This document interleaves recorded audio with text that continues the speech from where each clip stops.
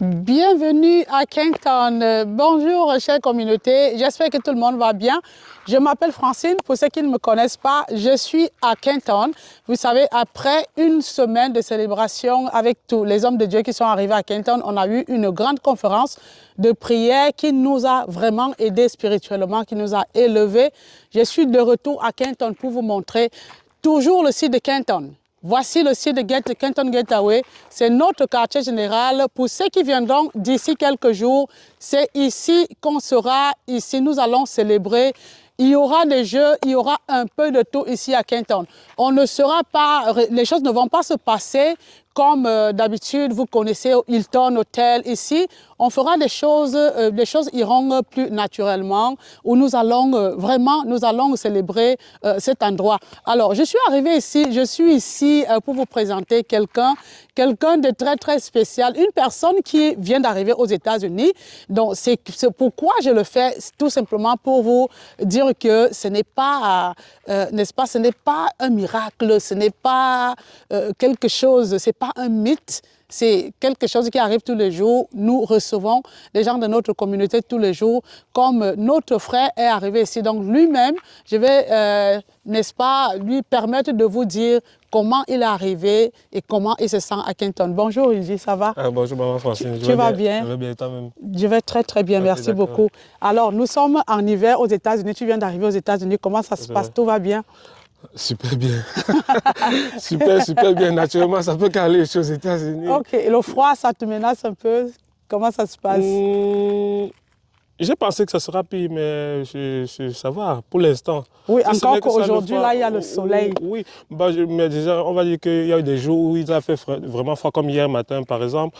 Mais ce n'est pas ce à quoi je m'étais préparé, en fait. Depuis, j'ai acheté même des pulls que je n'ai pas encore mis parce que vraiment, je n'ai pas encore été secoué. Mais sinon, si ce n'est que pour le climat, je me sens super bien. Voilà. Ah, d'accord. Donc, ça veut dire qu'il n'y a rien qui te dérange en ce moment concernant le climat? Tout au contraire, je vais très bien. D'accord. Tout au contraire, voilà. D'accord. Alors, dis-nous un peu, comment est-ce que tu es arrivé aux États-Unis? Comment ça s'est passé et pour que tu es arrivé jusqu'à Kenton? Alors, comment je suis arrivé aux États-Unis, c'est une longue histoire. C'est un rêve que j'ai mûri, ça va faire 20 ans et plus. Waouh! Oui, plus de 20 ans, c'est vrai.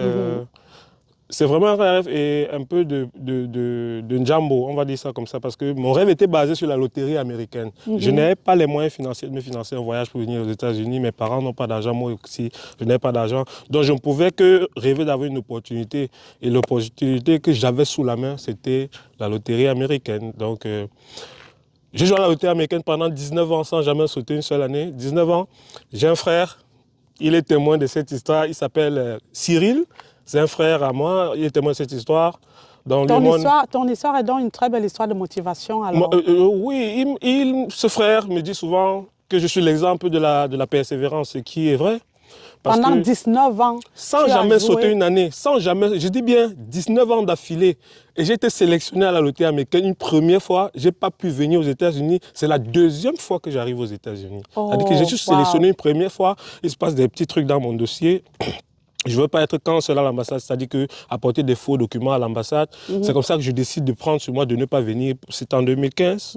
C'est justement cette année-là que j'ai rencontré mon frère Cyril. Et donc, je ne baisse pas les bras. 10 ans après, je suis resélectionné pour la deuxième fois.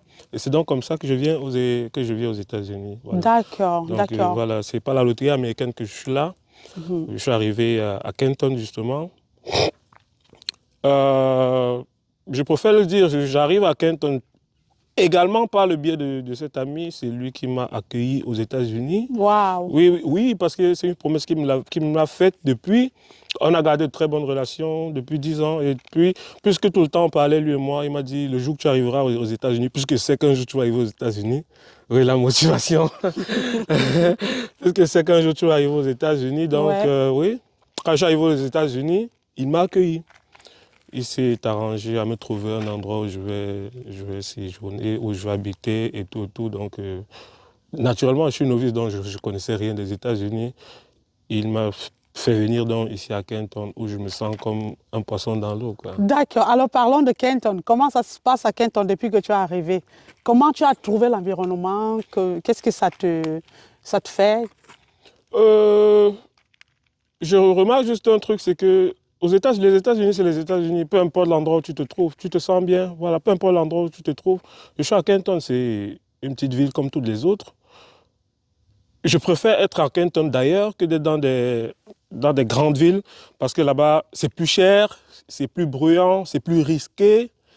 Donc, être à Kenton, vraiment, pour moi, non seulement je m'y plais, vraiment, vraiment beaucoup, mais j'ai l'intention de me bâtir à Kenton. Wow. Oui, oui, oui, oui, oui. OK. Oui, par exemple, je vois c'est le genre d'environnement propice pour élever des enfants, c'est calme.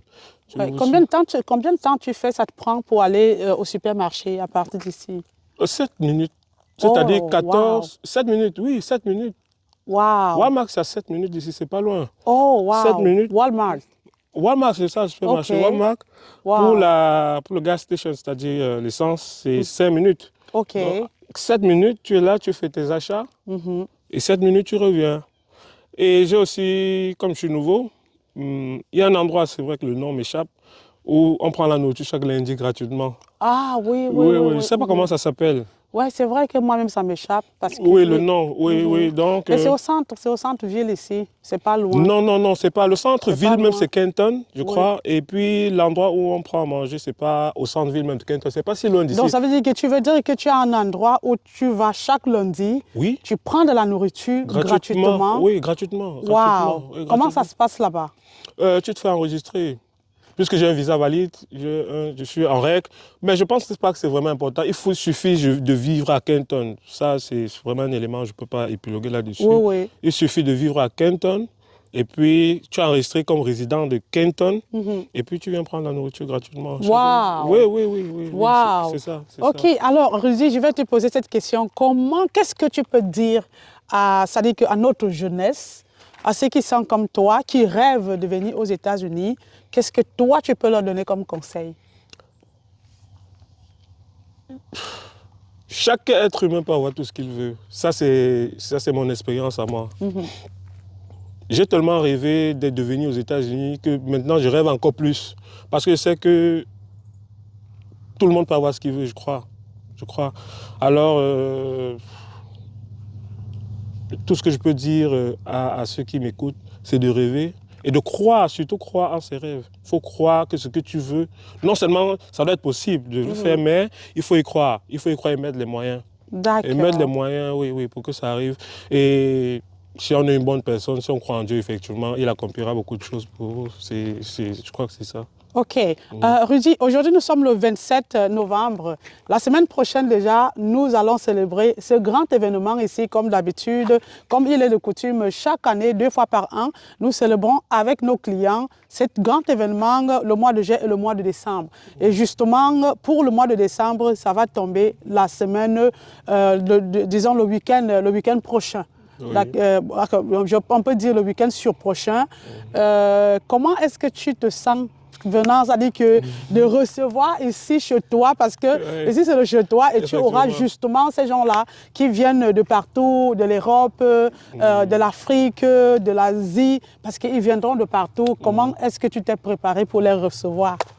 Disons que je suis déjà très, comment dire ça, très excité de vivre cet événement parce qu'en même temps, la semaine passée, il y avait un autre événement ici où vraiment tu as l'occasion de rencontrer des gens. La conférence chrétienne. La conférence chrétienne, voilà. Donc tu as l'occasion de rencontrer tes frères. Venus de partout dans le monde, tu peux échanger avec des gens. Ça, c'était la première expérience. Alors je suis très excité de savoir comment ça se passe avec la deuxième expérience. Donc, exactement. Oui, je suis très content de voir déjà comment ça se passe. De découvrir un peu plus. Parce que les bienfaits, je veux dire quoi, le génie que M. Raphaël Djiné va nous proposer, enfin, ça va chauffer. Voilà, ce qu'il veut. Voilà, donc je suis très excité de pouvoir participer à ce genre d'événement. Arriver aux États-Unis, ça va faire 3 mois aujourd'hui. Être dans une communauté, c'est-à-dire que je me sens comme en famille. Vous savez, les histoires des nouveaux arrivants aux États-Unis, ce n'est pas toujours évident. Mais dans mon cas particulièrement, je suis agréablement surpris. C'est important que je dise, je suis agréablement surpris parce que je n'ai pas traversé des difficultés, certaines difficultés que d'autres personnes traversent. Il est important, oui, il est important de mentionner ce genre de détails. Et tout ça, ça tient compte c'est celui qui t'accueille. C'est comment tu arrives aux États-Unis, comment est-ce que tu es dirigé étant aux États-Unis, parce que c'est ma première fois de venir. Donc, quand tu es dans une communauté où tu es accepté, accueilli, dirigé, et vivre ce genre d'événement vraiment à ma place, on se sent comment béni, n'est-ce pas? Exactement, exactement. Alors, Rudy, je vais poser la question. Étant donné que quand tu arrives aux États-Unis, c'est le rêve américain, n'est-ce pas? Oui. Tu ne viens pas aux États-Unis, n'est-ce pas, pour aller prendre de la nourriture gratuitement. Tu viens parce que tu as les objectifs à atteindre. Oui. Comment tu vas travailler ton argent et tout. Est-ce que depuis que tu es arrivé, est-ce que tu as pu travailler quelque chose pour avoir de l'argent? Oui. Ah bon? Comment ça s'est passé? Ben, une fois de plus, je vais mentionner le nom de mon ami et frère Cyril, où l'endroit où je suis est Monsieur Raphaël Djiné. Le master coach. Le master coach. J'étais là en attendant mes papiers, ma green card qui va pas tarder à sortir, j'espère, et mon numéro de sécurité sociale.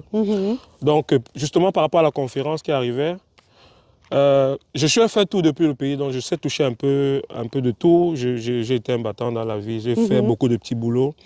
Donc mon premier boulot aux États-Unis, c'était un boulot de peinture. Ça va faire, je finis même dans quelques heures parce que c'est pas complètement fini. Wow. Vous voyez aux alentours de vous là, c'est moi qui ai fait la peinture là, comme ça, sur des petites barrières là. Ok.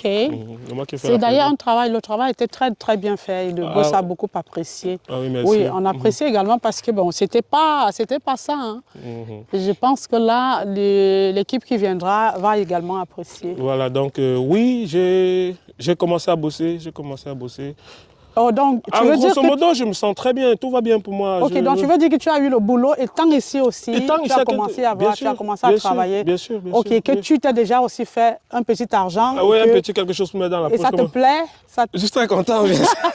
Chez nous, au Cameroun, on dit souvent que est-ce que j'attendais ça, que je n'attendais pas ça. Donc vraiment, non, je dis ça vraiment sans hypocrisie. Ok, ça fait plaisir, ça fait vraiment plaisir parce que ici, l'objectif est de faire vraiment grandir cette communauté.